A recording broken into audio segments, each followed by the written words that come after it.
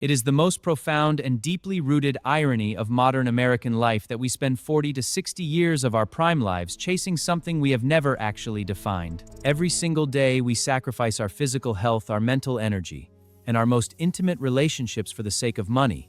Yet we barely understand its true nature. If you ask the average person where money comes from or how it actually works, you will be met with a blank stare because the system was designed to be a total mystery. The reality is that you are playing a high-stakes game with a 400-page rulebook, but the architects of the system have only ever shown you the first 2 pages. The rest of those hidden rules were written by the House, for the House, to ensure that the wealth always flows upward while you stay trapped on the hamster wheel of labor. Before we dive into the secret mechanics of wealth, make sure you hit that subscribe button right now to join our community and master the hidden rules of the 2026 economy. Today, we are finally tearing down the veil to look at the invisible architecture that decides whether you will struggle for every breath or sleep peacefully at night. Most Americans believe money is a store of value, a physical representation of their hard work. But that hasn't been true since the gold standard was abandoned in 1971. In our current era, the dollar has value only because the government decreed it so, and because we all collectively agreed to keep believing in that shared fiction. When you see a digital deposit in your bank account, you aren't receiving wealth. You are receiving a claim on wealth, which is essentially just a promise from a bank. The terrifying truth is that if everyone woke up tomorrow and decided these digital numbers were worthless, the entire global skyscraper of debt would collapse instantly. Centuries ago, an elite realized that if they could control the definition of trust, they could control the world without ever needing to use physical force or weapons. By making money seem mystical and overly complicated, they ensured that the average worker would be too intimidated to ever ask the right questions about the system. Think about where money actually comes from. You might think the government prints it, but most of it is created by private banks the very moment they issue a loan.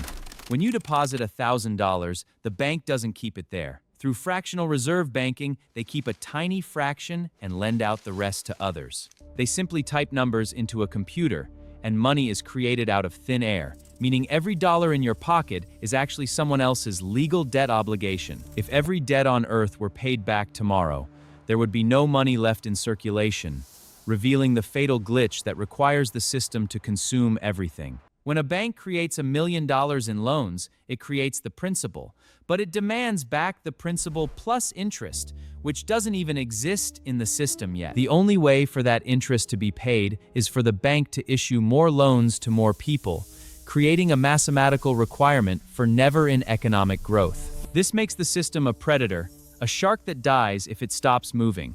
It requires a constant stream of new debtors just to pay off the obligations of the old ones. Why don't we revolt? Because the architects realize physical chains are expensive, so they let people enslave themselves through their own consumers' desires. The system cleverly rebranded debt as credit to make it sound positive, but debt is simply the organized theft of your future labor and your precious time. When you buy a $50,000 car on a long loan, you are committing your future self to work for that manufacturer for the next 2,000 days of your life. Debit allows you to time travel your consumption, giving you a dopamine hit today, but you are paying for it with the only truly limited asset you own: your time. Media and modern advertising are the psychological wings of this financial system, carefully designed to make you feel inadequate without the latest gadgets. You weren't born wanting a luxury watch or a brand-new German sedan. You were systematically trained to want them by a world that profits from your insecurity. The system uses status signaling to ensure that as soon as you start making more money, you immediately spend more, keeping you locked on the hedonic treadmill. The ultimate goal is to keep you middle-class rich, which means you look wealthy on the outside while having a net worth of zero on the inside of your bank account. A person with 5 years of living expenses tucked away in the bank is dangerous to the status quo because they have the ultimate power, the ability to say no. But a person with 3 maxed out credit cards and a massive mortgage is predictable, controllable, and forced to keep working a job they might secretly hate. The tragedy is that the same rules that destroy the poor are used to wrench the elite. It is the exact same hammer, but used for a very different purpose. While the 99% use debt to buy liabilities like cars and clothes, the 1% use that same debt to acquire income-producing assets like real estate. The wealthy use other people's money to grow their fortune, getting a massive discount from the government in the form of tax-deductible interest payments. Meanwhile, the average American worker is taxed at the highest possible rate on their physical labor, leaving them with only pennies to try and save for the future. You cannot leave the financial system entirely unless you want to live in a cave, but you can absolutely stop being its victim and start playing by the new rules. Freedom begins the very moment you stop blaming yourself for a game that was mathematically designed for you to lose from the very beginning. The biggest obstacle to your financial freedom isn't the local bank or the government. It is your own deep-seated desire to look successful to people you don't like. The system wins every time you try to impress your neighbors with a new car. It is time to become invisible and start living far below your current means. To survive in 2026, you must understand that compound interest is either a cancer that eats your life or an engine of freedom that builds your future wealth. If you keep your wealth in cash, you are holding a melting ice cube due to inflation. You must own the things the debt machine needs to grow, like top-tier stocks. Let's look at the S&P 500. By investing in an ETF like VOO, you aren't just saving. You are owning the 500 most profitable companies in the United States. If you want higher growth, you look at the NASDAQ via the QQQ ETF. Think of these ETFs as baskets. Instead of betting on one single fruit, you are buying the entire orchard, which significantly reduces your risk of losing everything. When you invest in these funds, you become a part owner of massive corporations like Apple or Nvidia, benefiting from their innovation without doing the work. However, you must be careful. There are thousands of ETFs out there, and it is very easy to fall into a trap of high fees that eat away your profits over decades. A fee of just 1% might sound small, but over 30 years, it can steal nearly a third of your total nest egg. Always check the expense ratio carefully. The goal of 2026 is to minimize your costs and maximize your ownership. You want to be the one receiving the dividends, not the one paying the interest. Wealthy people focus on their net worth, while the middle class focuses on their monthly income. This small shift in perspective changes everything about your life. Now let's talk about AI. It works on manufacturing plants, not just software. One company dominates this, TSMC, the physical heart of the global AI revolution. TSMC manufactures the actual chips that Nvidia, Apple, and Google sell to the world. Without them, the entire AI cloud computing market would grind to a halt. This is a pick and shovel play. Instead of guessing which AI app wins, you own the factory that makes every single winner's hardware possible. When you start measuring your purchases in hours worked, instead of dollars spent, your entire relationship with the consumer world will change forever. The system hates this mindset. It wants you to stay focused on monthly payments and low-interest debt, so you never realize the total cost of your life. Financial freedom isn't about having $1 million. It's about having your expenses covered by the income from your assets, so you never have to work again. The first step is building an emergency fund. Without it, you are one car breakdown or one medical bill away from falling back into the high-interest debt trap. Once you have your fortress, you start building your army. You invest consistently every month, regardless of whether the market is up or down. Most people panic and sell when the market drops, but the true owner sees it as a discount on the most valuable companies on the planet. Be the buyer. The stock market is the only market in the world where people run out of the store when everything goes on a 50% off clearance sale. Don't be them. Let's talk about the old guard vs the new guard. Banks are dinosaurs. They are slow, expensive, and they don't care about your financial success. But the market is volatile. If you can't hold a stock for 10 years, you shouldn't own it for 10 minutes. Focus on business value, not daily price swings. Let's move to ASML. They are the only company on Earth capable of building the lithography machines required to print the world's most advanced computer chips. They have a total monopoly. If Intel or Samsung wants to build a next-generation chip, they have to buy a $300 million machine from ASML first. When you find companies with a massive moat like this, you aren't just gambling. You are positioning yourself behind a financial fortress that others can't breach. Next is Alphabet, the parent of Google. They own the most valuable real estate on the internet, the search bar and the YouTube homepage you are watching right now. They are integrating AI into every search, making their advertising platform even more targeted and profitable for the businesses that pay them every single second. Despite the competition, Google's data moat is so deep that it would take decades and trillions of dollars for any newcomer to even dream of catching up to them.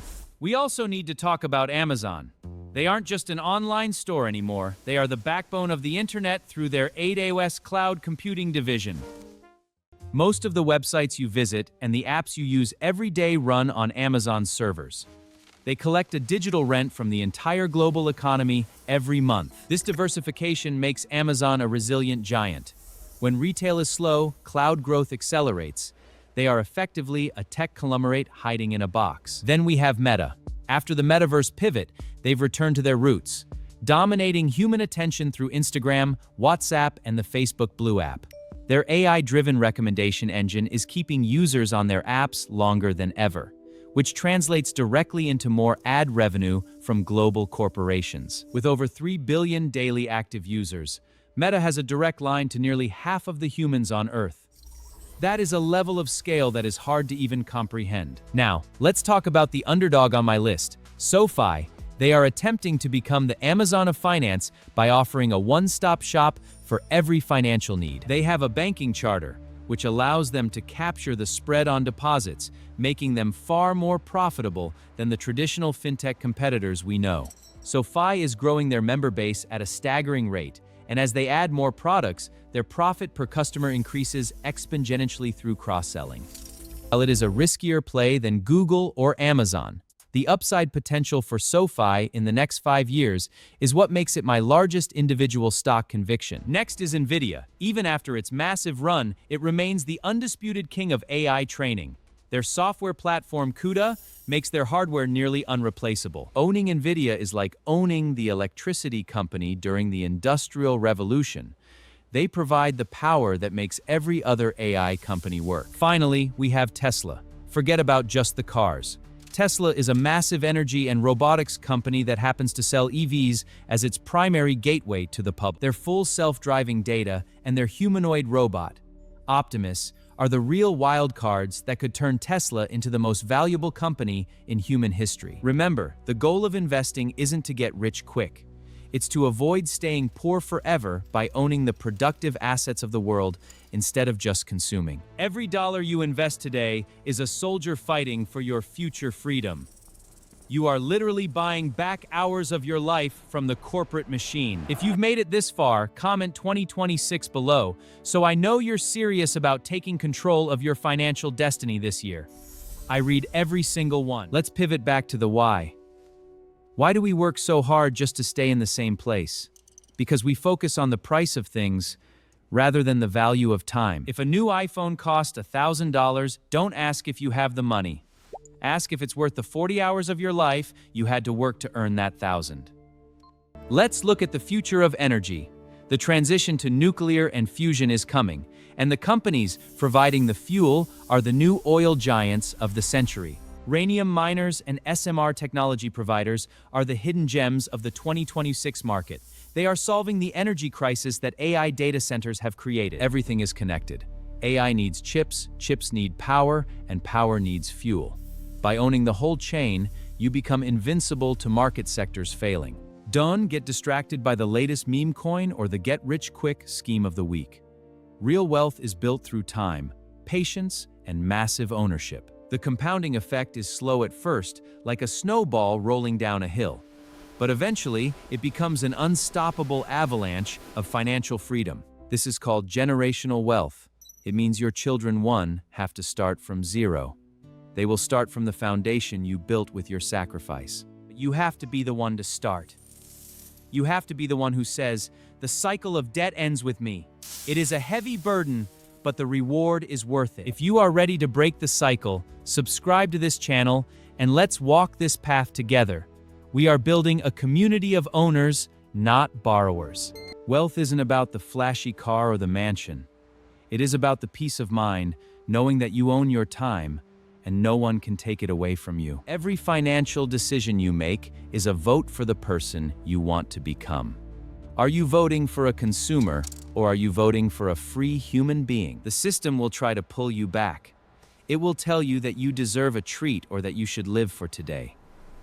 But remember the 400-page rulebook. You now know what's on page 3. You know that money is a belief and debt is a trap. That knowledge is the ultimate weapon against the illusion. Take this information and apply it. Don't just watch another video. Go look at your bank account, find the leaks, and buy your first share of an asset today. The best time to plant a tree was 20 years ago. The second best time is right now. Don't wait for the perfect market moment. It never comes. I'll be here every week to help you navigate the chaos of the 2026 economy. We are just getting started, and the future belongs to those who own it. Thank you for spending your most valuable asset, your time, Meng Me today. I don't take it for granted, and I hope I've given you the value you deserve. I'll see you over there. Stay focused, stay disciplined, and most importantly, stay free.